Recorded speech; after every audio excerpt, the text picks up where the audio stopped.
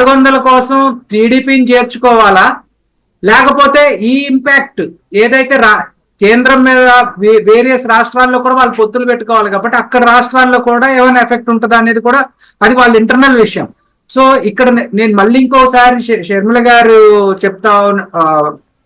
షర్మిల గారి విషయానికి వచ్చినప్పుడు ఇలాంటి లాలూచి రాజకీయాలు, కుమ్మక్కు రాజకీయాలు చేయాల్సిన అవసరం మాకు లేదండి.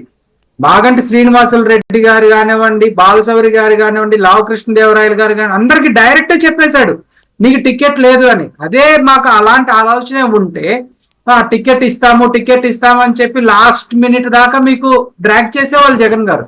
కానీ జగన్ గారు అలా డ్రాగ్ చేయరు, డైరెక్ట్ ఓపెన్ గా చెప్పేస్తున్నారు.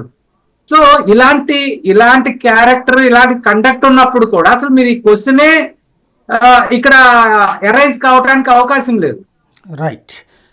తిరుపతిరావు గారు, ఇక్కడే ప్రధానమైనటువంటి అంశం, మీకు పొత్తులకు సంబంధించి గత అనుభవాలు కూడా ఉన్నాయి.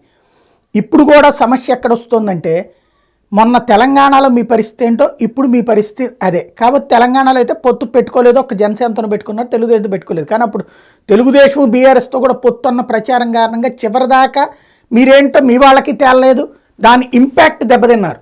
ఇప్పుడు ఇక్కడ మీరు పొత్తు పెట్టుకోకపోతే పెట్టుకోవట్లేదు అన్నటువంటి జనం దగ్గరికి వెళ్ళాలి, లేదంటే చివరి రోజు దాకా నామినేషన్లు పూర్తయిపోయి ఉపసంహరణ రోజు దాకా వాతావరణం వెళ్ళేలాగానే కనబడుతుంది. ఈ రోజుకి వైసీపీనేమో లిస్టులు అనౌన్స్ చేసేస్తుంది, తీసేస్తున్న వాళ్ళని తీసేస్తున్నామని చెప్తుంది, మార్చిన వాళ్ళని మార్చేస్తున్నామని చెబుతుంది.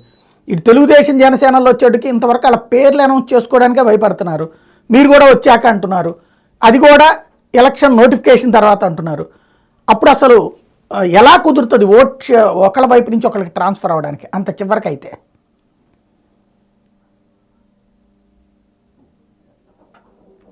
ఆడియో మ్యూట్లో చూడండి ఒకసారి.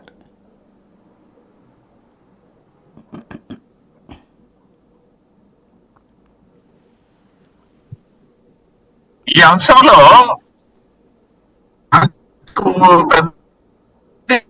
లేదండి, ఎందుకంటే నేను ఇప్పుడు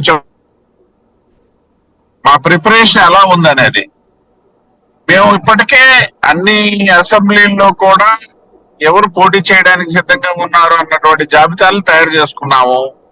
పార్లమెంట్ కూడా తయారు చేసుకోవడం జరిగింది. ఇంకా చెప్పాలంటే మొన్న ఈ మధ్య ఒక జాబితా కూడా మీడియాలో, సోషల్ మీడియాలో హల్చల్ చేసింది. ఏదైతే పార్లమెంట్ అభ్యర్థులుగా వీళ్ళు ఆల్మోస్ట్ ఆల్ ఖరారు చేసింది భారతీయ జనతా పార్టీ. ఖరారు చేయడం అనేది కరెక్ట్ కాదు, కానీ ఆలోచన అయితే చేస్తున్నటువంటి మాట వాస్తవం. నా దగ్గర ఉన్న సమాచారం, ఖరారు అనేది మీకు తెలిసిందే.